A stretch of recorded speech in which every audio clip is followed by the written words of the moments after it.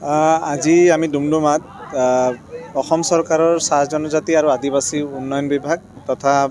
Youth and sports welfare ডিপাৰ্টমেণ্টৰ তৰফৰ পৰা যুটীয়াভাৱে মুখ্যমন্ত্ৰী টি ট্ৰাইবছ এণ্ড আদিবাসী CM কাপ আমি অনুষ্ঠিত কৰিছোঁ আৰু এই টুৰ্ণামেণ্ট অসম ভিত্তিত অনুষ্ঠিত হৈছে। প্ৰায় 500 মান টিম এই টুৰ্ণামেণ্টত অংশগ্ৰহণ কৰিব। আজিৰ পৰা এই টুৰ্ণামেণ্টৰ শুভ উদ্বোধন হ'ল আৰু সমষ্টি ভিত্তিক টুৰ্ণামেণ্ট অনুষ্ঠিত হ'ব, প্ৰতিযোগিতাবিলাক অনুষ্ঠিত হ'ব আৰু চূড়ান্ত খেলখন আমি মাঘ বিহুৰ পূৰ্বে অনুষ্ঠিত কৰাৰ প্লান লৈছোঁ। এইবাৰ এই প্ৰতিযোগিতাৰ যোগেদি আমি 17 বছৰ অনূৰ্ধ্বৰ যুৱকসকলক বাগিচাত যি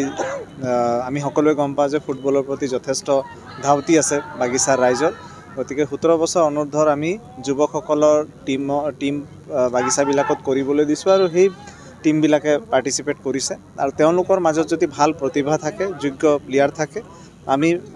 সমষ্টি ভিত্তিত অনুষ্ঠিত হোৱা খেলসমূহৰ পৰাই বাছনি প্ৰক্ৰিয়া আৰম্ভ কৰিবলৈ লৈছোঁ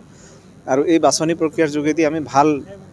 গোটেই অসমত থকা ভাল যোগ্য খেলুৱৈসকলক আমি বাছি উলিয়াই তেওঁলোকক পৰৱৰ্তী সময়ত প্ৰশিক্ষণ আৰু সকলো ধৰণৰ সুবিধা দিয়াৰ কাৰণে এটা পৰিকল্পনা আমি হাতত লৈছোঁ, যাতে বাগিচাত যদি ভাল ফুটবল খেলুৱৈ আছে, ভাল যদি টেলেণ্ট আছে, তেওঁলোকে যাতে উপযুক্ত প্লেটফৰ্ম পায়, উপযুক্ত সুবিধা পায় খেলৰ ক্ষেত্ৰত,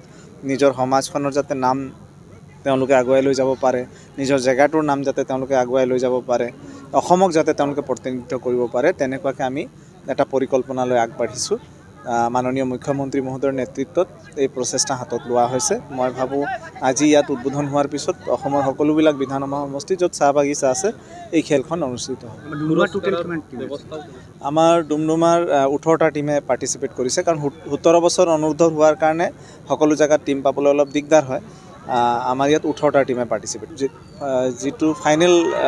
চূড়ান্ত খেলত জয়ী হ'ব তেওঁলোকৰ বাবে 3 লাখ টকাৰ প্ৰাইজ মানি আছে,